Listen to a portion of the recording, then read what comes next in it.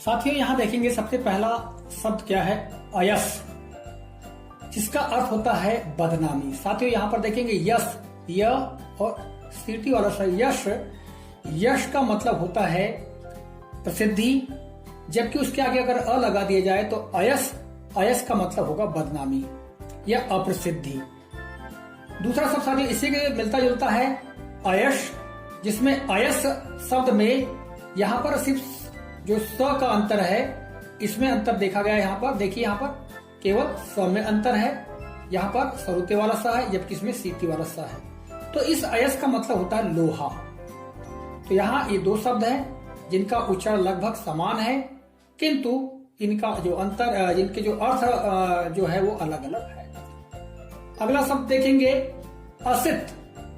असित का मतलब होता है काया जो कि सफेद ना हो, अर्थात शरीर जो कि सफेद ना हो। और दूसरा शब्द उसी से मिलता जुलता है असित, जिसमें स में अंतर है। यहाँ पर असित, असित का मतलब होता है खेती या कृषि। अगले दो शब्द देखेंगे असक्त। असक्त का मतलब होता है बिना आसक्ति के, जबकि असक्त का मतलब होता है असमर्थ। यहाँ साथियों फिर स का केवल स में अंतर है, यहाँ सरुते वाला सा है असक्त में, और इस असक्त में सीटी वाला सा अशक्त है। असक्त का मतलब असमर्थ होगा और इस असक्त का मतलब बिना आसक्ति के। अगले दो शब्द जो हैं उसमें पहला शब्द क्या है, अंधकारी। अंधकारी साथियों एक राग विशेष है जिसे हम भैर राग भी कह सकते हैं, और दूसरा है अंधकारी। तो अंधकारी में यहाँ देखेंगे र में छोटी ई की मात्रा है, जबकि इस अंधकारी में बड़ी ई की मात्रा है। तो इस अंधकारी का मतलब होता है महादेव या शंकर। भगवान शंकर को हम अंधकारी बोलते हैं, जबकि ये अंधकारी का मतलब एक राग होता है जिसे भैर राग भी कहते हैं, वो होता है। अगले दो शब्द हम देखें तो पहला उसमें है आलोक।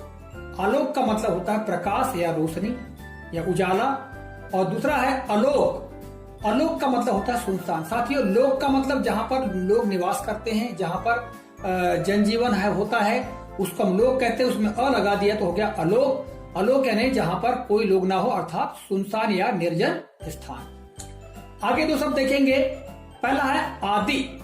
आदि का मतलब होता है प्रारंभ या शुरुआत का, और दूसरा है आदि। इसमें द में अंतर देखेंगे आप, द में इसमें छोटी ई की मात्रा है, द में बड़ी ई की मात्रा है। तो ये आदि का मतलब होता है ग्रसित या लती, जिसको किसी बात की लत पड़ गई हो वह आदि कहलाता है। अगले दो शब्द देखें तो इसमें पहला है आली और दूसरा है अली। तो आली का मतलब होता है सखी यानी मित्र, और दूसरा अली, अली का मतलब होता है भ्रमर या भौरा। अगले दो शब्द देखते हैं साथियों, अर्थी और अर्थी। इस अर्थी का मतलब होता है स्वार्थी या उद्देश्य युक्त, अर्थात जिसको धन से जिसका संबंध हो, जिसकी स्वार्थ परकता हो, वह अर्थी कहलाएगा। और जबकि दूसरा है अर्थी, इसमें आधा र है, अर्थात इसमें रेप लगी है, और इसमें अरथी पूरा है। अर्थी का मतलब ठटरी, मतलब जो हम एक मुर्दे को या शव को ले जाने का काम करते हैं, जिस पालकी के ऊपर वह ठटरी, उसको कहते हैं अर्थी।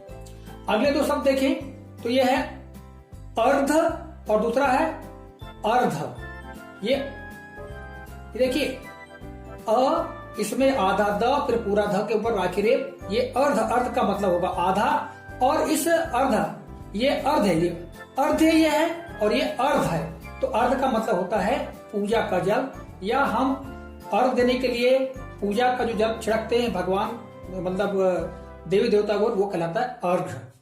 तो अर्घ का मतलब पूजा का जल। अगले दो शब्द देखेंगे अनिष्ट और अनिष्ट। देखिए अनिष्ट है ये और ये अनिष्ट, ये ठ और ट में अंतर है। तो अनिष्ट का मतलब होगा बिना निष्ठा के, जिसको कोई निष्ठा ना हो। निष्ठ मतलब निष्ठावान, इसमें अ जुड़ गया तो उसका विपरीत हो गया अनिष्ट, यानी बिना निष्ठा के, ये जिसको कोई निष्ठा ना हो। और इसमें अनिष्ट, निष्ठ देखिए यहाँ पर ट और यहाँ ठ में अंतर है। तो अनिष्ट का मतलब होता है बुरा, ये बुरा करना। अगले दो शब्द देखेंगे अमित और अमित। तो अमित का मतलब होता है बेहद, और अमित का मतलब होता है जो मित्र न हो, अर्थात जिस मीत का मतलब होता है दोस्त या मित्र, सखा, और अमित का मतलब है जो मित्र न हो, अर्थात शत्रु। अगले दो शब्द देखते साथियों हम अविज्ञ और अभिज्ञ। तो अविज्ञ का मतलब होता है जो न जानता हो, विज्ञ का मतलब जानकार, उसका उल्टा अ जोड़ करके ये उसका विपरीत हो गया अविज्ञ, यानी जो न जानता हो या किसी बात के बारे में जानकारी ना हो। दूसरा अभिज्ञ, इसका विपरीत शब्द है जो जानकार हो अर्थात जो जानता हो, अभिज्ञ। अगले दो शब्द हैं अवमर्श और अवमर्श। देखिए इसमें सीटी वाला स और षटकोण वाला स में फिर केवल अंतर है। इस अवमर्श का मतलब होगा सन्निकट या बहुत पास में या संपर्क में, और इसका मतलब होगा अवमर्श का मतलब होगा आलोचना करना या प्रत्यालोचना करना। आगे दो शब्द हैं आधेय और अधेय। आधेय का मतलब होता है किसी के सहारे होना, किसी के सहारे टिका रहना, और अधेय का मतलब होता है ध्यान न करने योग्य। ध्येय का मतलब जिनका ध्यान लगाया जा सके, इसमें अ जुड़ गया तो अधेय यानी जिसका ध्यान न किया जाए या ध्यान न करने योग्य। अगले दो शब्द हैं आद्य और अद्य। आद्य का मतलब होता है प्रथम या पहला, और अद्य का मतलब होता है आज या अभी। अगले दो शब्द है अजन और अंजन। इसमें केवल यहाँ अम और अ में केवल अंतर है। तो अजन का मतलब होता है निर्जन या सुनसान। जन मतलब जहाँ पर लोग हों, और उसका उल्टा हो गया अजन, मतलब जहाँ कोई लोग ना हो, निर्जन स्थान या सुनसान स्थान। और जबकि अंजन, अंजन का मतलब होता है काजल, जिसको आंखों में लगाया जाता है। अगले दो शब्द है आतप और अतप। आतप का मतलब होता है धूप और अतप का मतलब होता है ठंडा। याद रखना आपको आ और अ में अंतर है। अगले दो शब्द हैं आरसी और आरसी। तो आरसी का मतलब होता है वेद संबंधी, यानी वेद से संबंधित है ये शब्द, और इसका मतलब होता है आरसी। आरसी का मतलब एक छोटा सा दर्पण या छोटा सा आईना। अगले दो शब्द हैं अचला और अंचला। इसमें भी अ और अम में अंतर है बस। अचला का मतलब होता है धरती वसुंधरा, और अंचला का मतलब होता है साधुओं का वस्त्र। साधुओं के वस्त्र को हम अंचला कहते हैं। अगले दो शब्द हैं अनीस और आनीस। अनीस का मतलब होता है अनाथ। नीस मतलब जिसका नाथ हो, अनीस यानी बिना नाथ के या अनाथ। दूसरा है आनीस। आनीस का मतलब होता है हमेशा। आनीस का मतलब हमेशा सदैव होता है। अगले दो शब्द है अंश और अंश। इसमें अंश और ये अंश, इन दोनों में केवल ये अंतर है, मतलब स का मतलब यहाँ पर सरुता वाला सा है और यहाँ सीटी वाला सा है। इस अंश का मतलब होता है कंधा, और इस अंश का मतलब होता है हिस्सा या भाग। अगले दो शब्द है आद्रा और आद्र। आद्रा एक नक्षत्र होता है, और आद्र का मतलब होता है गीला, नम। अगले दो शब्द हैं आसन और आसन। तो आसन का मतलब होता है पास या समीप या किनारे, और आसन का मतलब होता है बैठने का स्थान। अगले दो शब्द हैं आरती और आरती। आरती का मतलब होता है विराट, और आरती का मतलब होता है पूजन का दीपक, या हम जो भगवान की आरती करते हैं वो।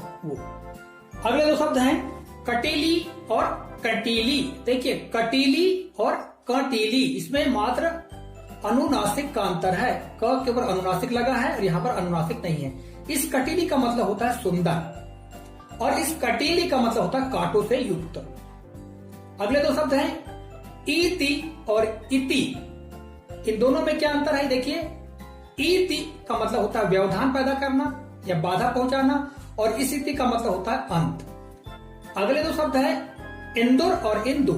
इस इंदुर का मतलब होता है मूसक या चूहा, और इस इंदु का मतलब होता है चांद या चंद्रमा। अगले दो शब्द हैं उद्यत और उद्धत। तो उद्यत का मतलब होता है तत्पर, और उद्धत का मतलब होता है झगड़ालू या उद्यमी व्यक्ति। अगले दो शब्द हैं कली और कली।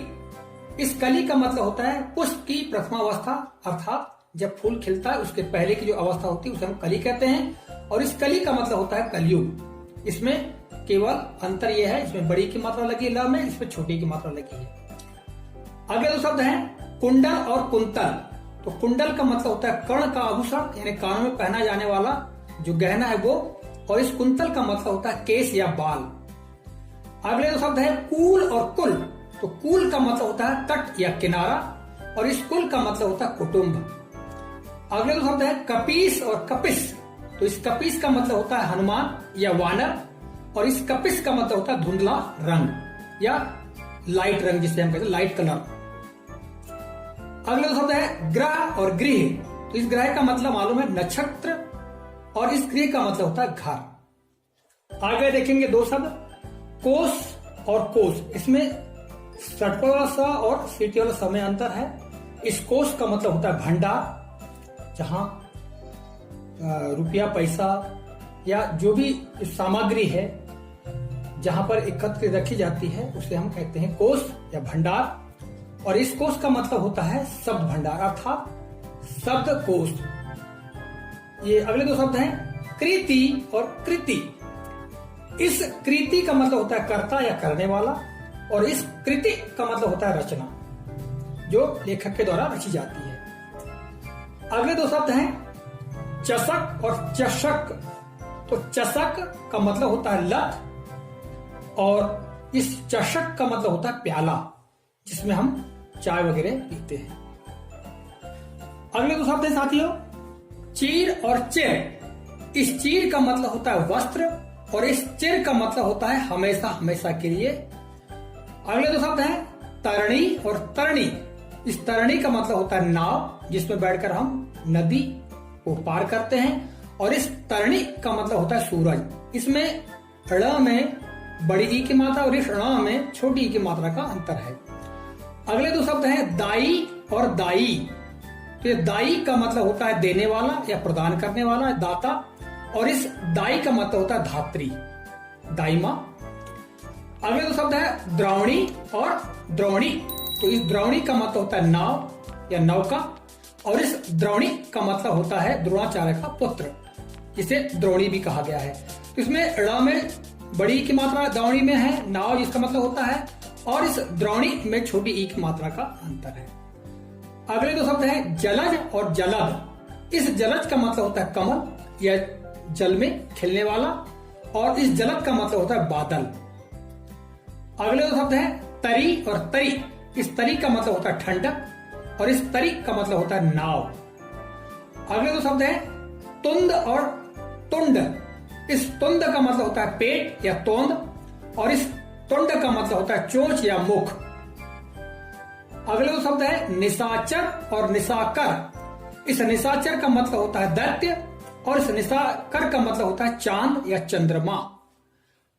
अगले दो शब्द हैं नियत और नियत। इस नियत का मतलब होता है निश्चित रूप से, और इस नियत का मतलब होता है मन की इच्छा, या मन में जो इच्छा हो वह नियत कहलाती है। अगले दो शब्द हैं प्रासाद और प्रसाद। इस प्रासाद का मतलब होता है महल, और इस प्रसाद का मतलब होता है कृपा। तो प्रासाद देखिए प्रा और प्र में अंतर है, इसमें आ की मात्रा लगी, इसमें मात्रा नहीं लगी है। अगले दो शब्द है पट्ट और पट। इस पट्ट का मतलब होता है औंधा, और इस पट का मतलब होता है वस्त्र। अगले दो शब्द हैं वल और बल। वल का मतलब होता है मेघ या बादल, और इस बल का मतलब होता है शक्ति। अगले दो शब्द हैं पास और पास। ये पास और ये पास। तो पास का मतलब होता है फंदा, और इस पास का मतलब होता है निकट या समीप। अगले दो शब्द है परीक्षा और परीक्षा। इस परीक्षा का मतलब होता है जांच या इम्तिहान, और जबकि इस परीक्षा का मतलब होता है कीचड़ या कीच। यहां देखिए अंतर, परीक्षा में र में बड़ी ई की मात्रा लगी है, यहाँ परीक्षा में र में छोटी ई की मात्रा लगी है। और अगले दो शब्द जो कि अंतिम है, पहला इसमें बारिश, और बारिश का मतलब होता है वर्षा, और दूसरा है वारिस। तो वारिस का मतलब होता है सागर या समुद्र।